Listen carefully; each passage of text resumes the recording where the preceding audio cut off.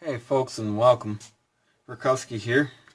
Got our carburetor off of our Toro snowblower engines that we've been working on this semester, and I'm going to go ahead and record myself turning one down and explaining the components of them on this video since I can't do it face to face in class with you.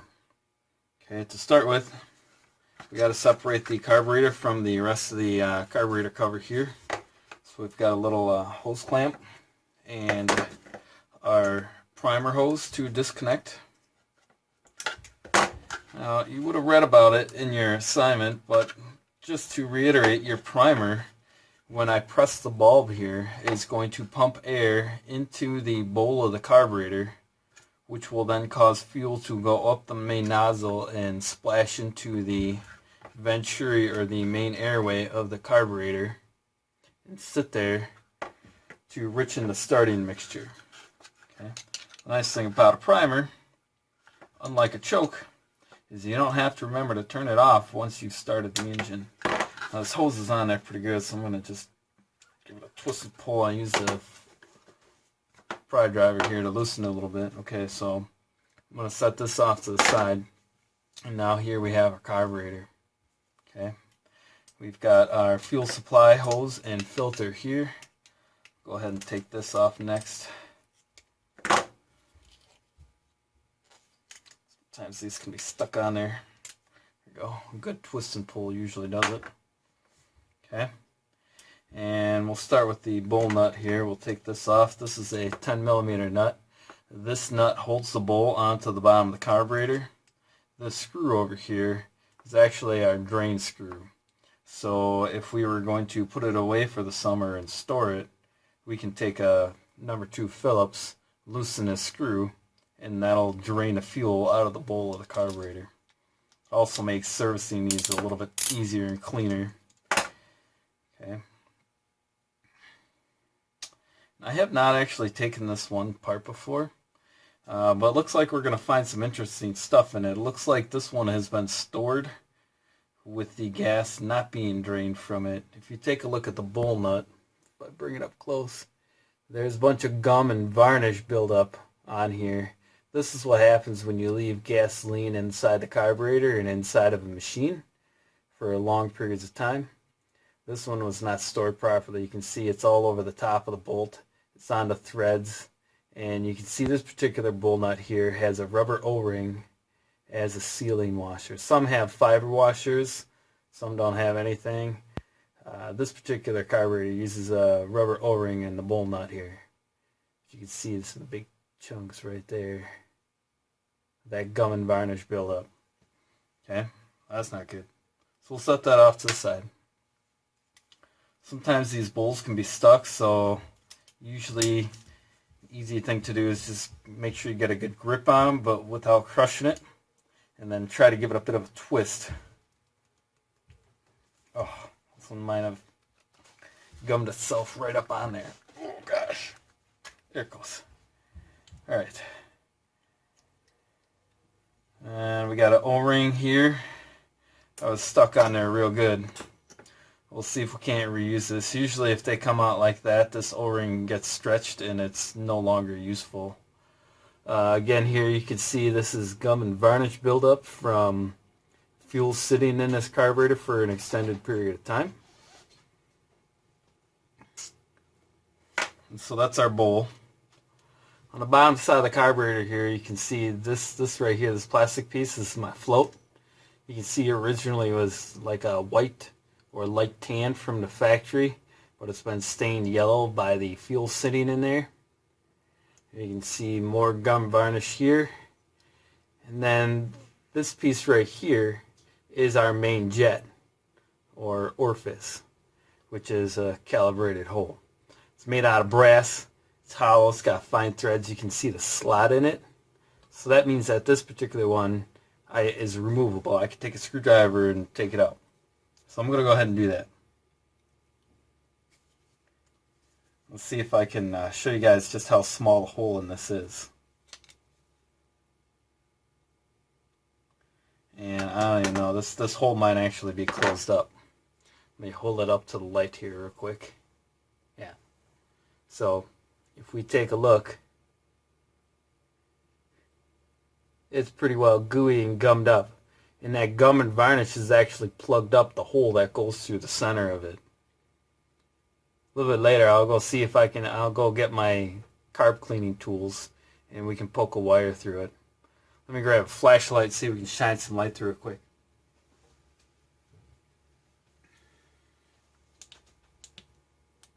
Okay, so I got a little light source here. Let's stick this right over the top of the light. We should see light or a small speck of it come right through the center of our jet, and we do not. Okay, and so this is one of the issues with gasoline powered engines and carburetors, and oftentimes where seasonal equipment has its issue is knowing that these need to be taken out and cleaned if our equipment is not getting stored properly. I'll go on and put that in the bowl for safekeeping. Go ahead and keep tearing this thing down. Alright, so what we got here is our hinge pin for our float. I'm going to go ahead and push that off one way. And then I can take my needle nose pliers, I can pull that out. I'll drop that in the bowl for storage. And then this should allow me to lift up my float and my needle. But due to the way this carburetor was stored, turns out that my needle here might be a wee stuck in its hole. That would have definitely resulted in a no start on this engine. You pull all day long and there's no way this carburetor is going to deliver fuel if the inlet needle is stuck shut. So we got to get that out. Little metal clip that's supposed to keep the needle connected to the float. Had to wiggle that around to unhook that. Okay. Just give me an idea of scale. That's how big it is. Okay. We'll keep that for safekeeping and we'll see if we can put that back once we get the needle out. Here's the bottom side of my inlet needle.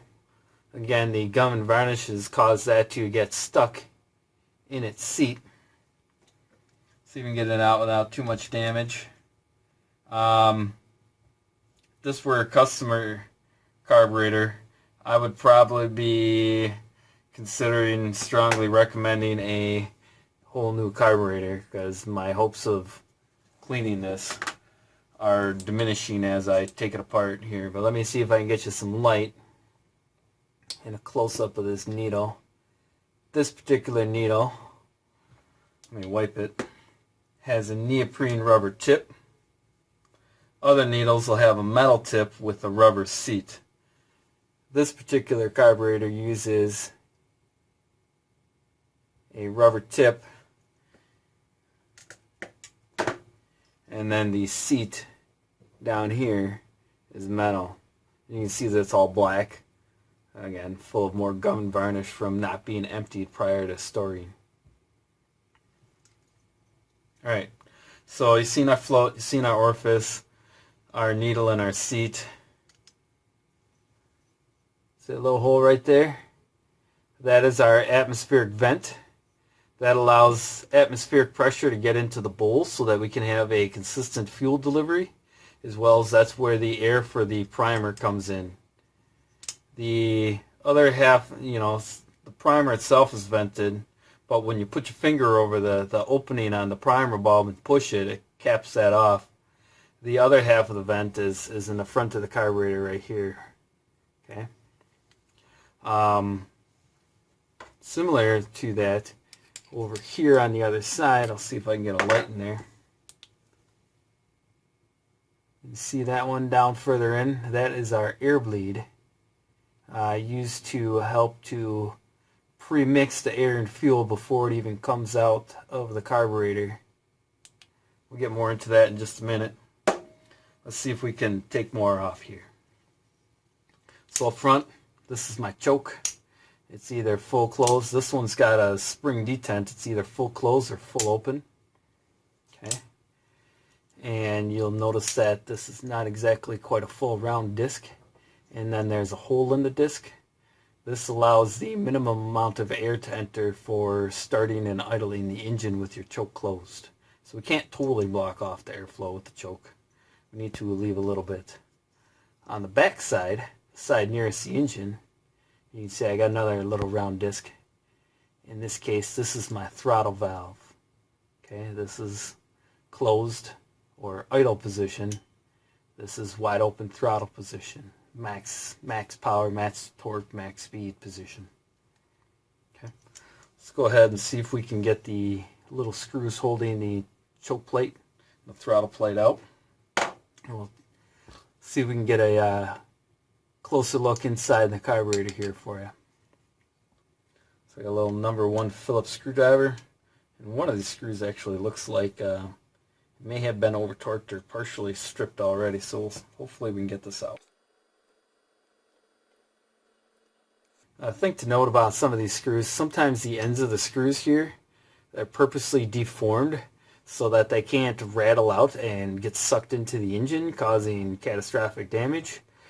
So if they don't come out easy, usually you gotta find a way to grind the backs of these off, or just know that you're going to be damaging threads taking the screw out, and you're going to have some thread repair to do, and or you're only taking it apart once and it's getting replaced. But you'll notice the end of the screw has been discolored, again with some more varnish coating some of the internal parts here. Usually if I don't have to take these out to clean the carburetor, I'll leave these in because that simplifies things. If I can't get it clean enough, then I worry about taking these out. Okay, so here's the choke plate. You want to pay attention to which way it comes out. Again, you can see more evidence of gasoline vapors sitting in this carburetor for an extended period of time, coating all of its surfaces. And once that's out, this pretty much lifts up. There's my choke shaft. And now, if we look carefully down it, you can see the restriction in the passage. You can see how it goes from a larger diameter down to a smaller diameter near the center. That restriction there is our venturi, which utilizes, or which takes advantage of Bernoulli's principle and allows our carburetor to work. Remember that carburetors are devices that work on pressure differentials. Okay, so let's tackle this throttle valve next.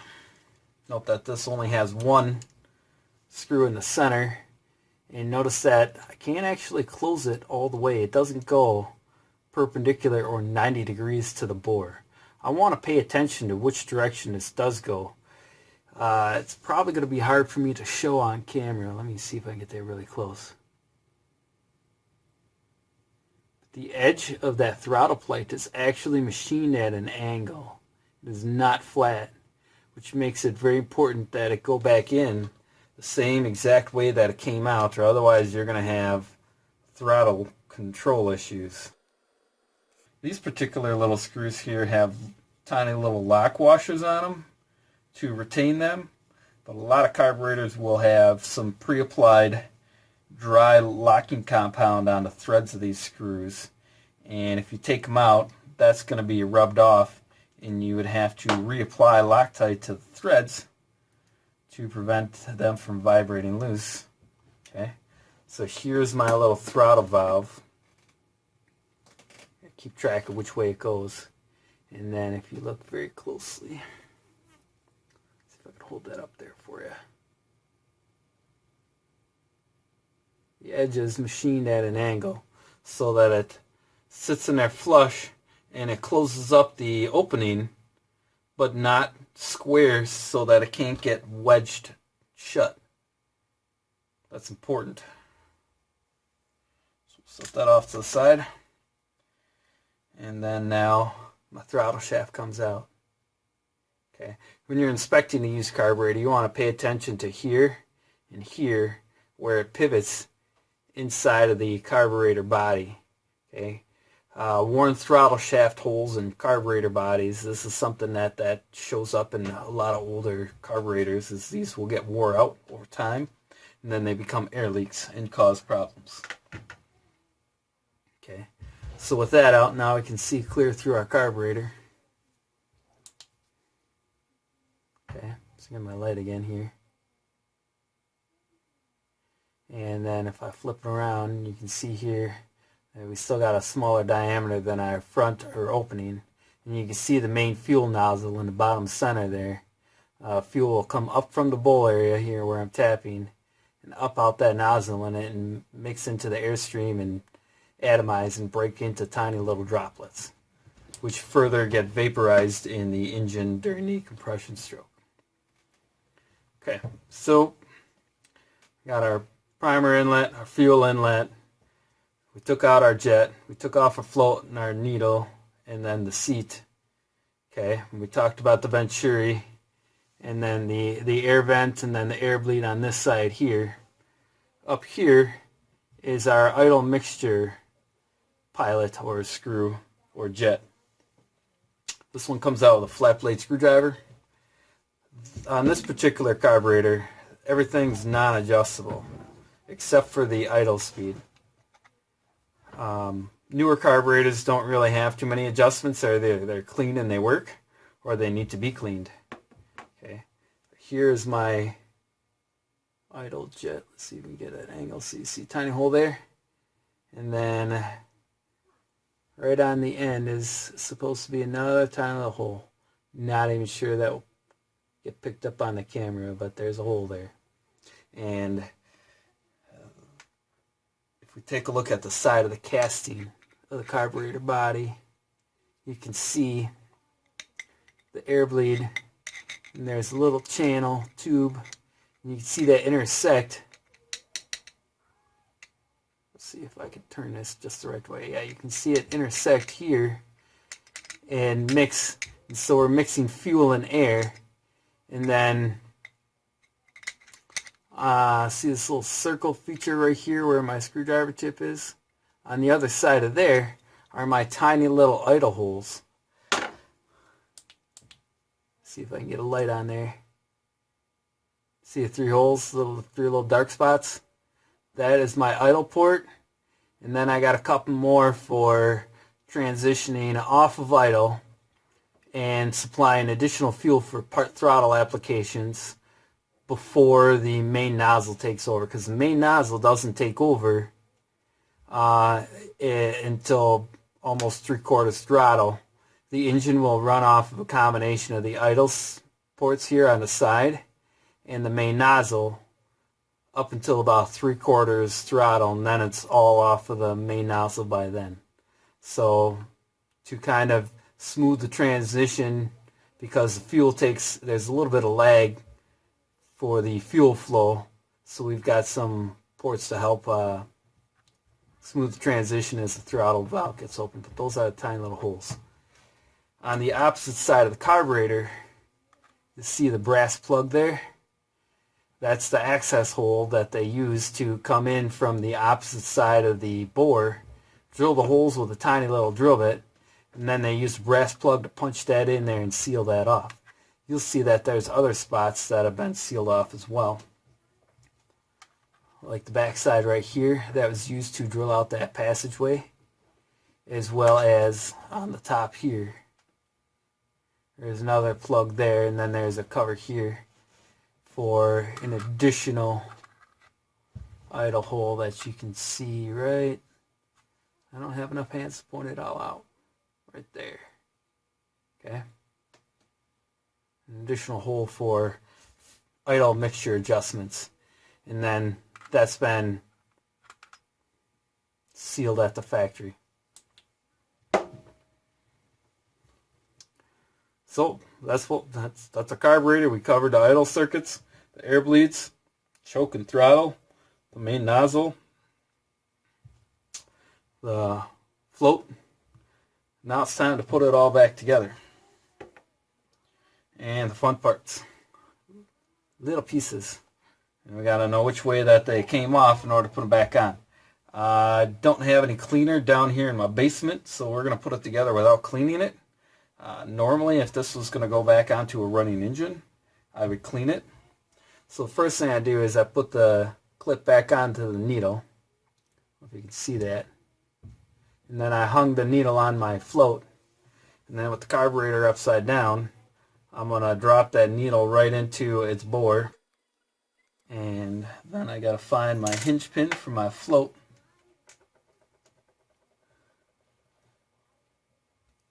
Line that up and just slide that right through. Okay. And then here's my float. These newer plastic floats, we can't set the float height not quite as easily as some of the older carburetors. Older carburetors with brass floats or cork floats with metal tabs on them, we would have to worry about float height because that will have an effect on the air-fuel mixture ratio that the carburetor can deliver. These newer ones, typically that's not a concern. This will need to be poked out, so I'm going to go ahead and pause you guys here and go get a carb tool for poking that out. Okay, so here we have a carb cleaner kit. They also look a lot like torch tip cleaners. Okay, and what they are is just tiny little wires of varying diameters with little rings or ribs on them that are used to poke out the jets to make sure that they're clear. So I'm going to take a relatively small one here, and I'm just going to see if that's small enough. Nope. We'll find the next smallest one.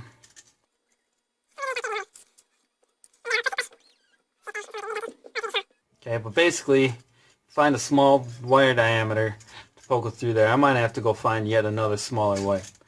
We may have to clean this. We'll come back for a cleaning demo on another day.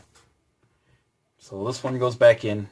When you're dealing with these tiny little screws, it's important to note that they're brass, which is a soft material, and they're hollow, which makes it even softer and weaker. So usually not a lot of torque is required to put these in proper. Usually I don't have a problem with these coming loose, even with all the engine vibration.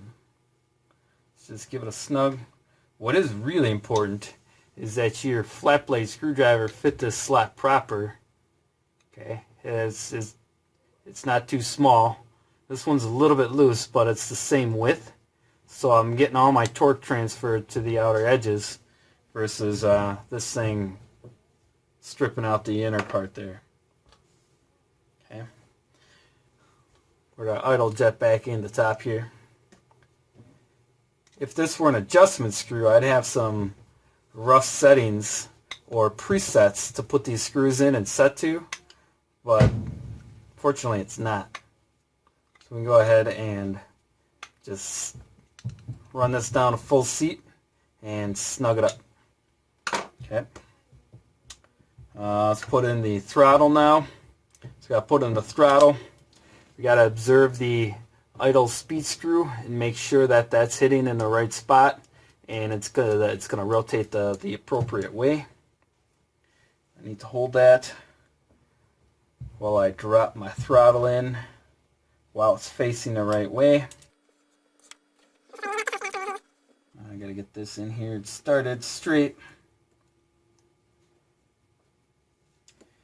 These ones, the throttles can be kind of tricky because if I go a little bit too much torque, I can cause the throttle plate to rotate and bind up in there. I got to get the threads lined up and engaged. You want to make sure you hold it in a closed position because that'll help hold the throttle plate in this position. And then just a little bit of snug. If you torque it too much, you'll find that it gets sticky on you. As you can see, it fully closes and it opens easily, and so that's what we're looking for. Okay. So now, if I get this at just the right angle here, you can see those idle holes get exposed as I open this.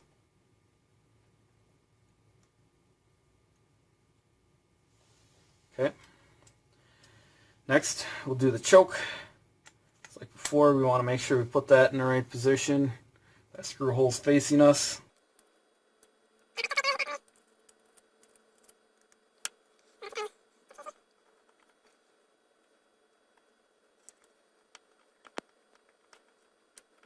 Again, usually not a lot of torque required to keep these screws in place.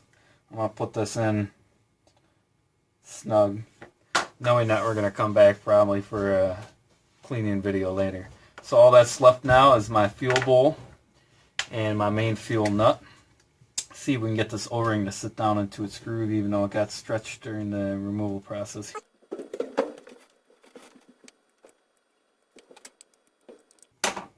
Use a screwdriver to tuck it back into its groove a little bit here. Now normally, this bowl is not keyed to the carburetor body, so I can have the screw pointing just about anywhere. So when we do this, we want to take a look at it. There's actually a little notch in the cover so that you can pass the screwdriver through to get to that screw without having to take it off the engine. So we want, when we go to put that back on, I want to try to have it orientated so that this bowl and the screw is going to be accessible with my screwdriver, like so. Got that O-ring in there the best I can. And now it's time to put the bowl nut on. These bowl nuts, again, are a really small thread. They go into aluminum threads, and they're only engaged like 2 or 3 threads, so not a lot. So when you go to tighten these down, you don't need a lot of torque to get them to seal up against that O-ring. So I literally am grabbing the head of the ratchet. I'm using 3 fingers and just going snug, and that's it. Okay, if it leaks after we put gas in it, we just come back and we give it a little bit more till it stops, or we have to pinch off the hose and come take a look and make sure that our O-ring didn't slip out of place or something like that.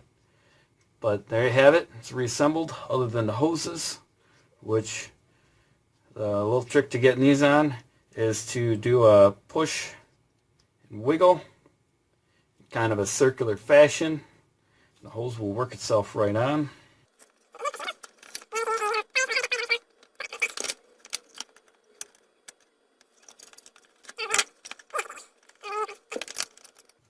There you have it. An overview of the carburetors on our Toro engines. Any questions, comments, concerns, criticisms, leave them down in the comments below. And until next time, guys.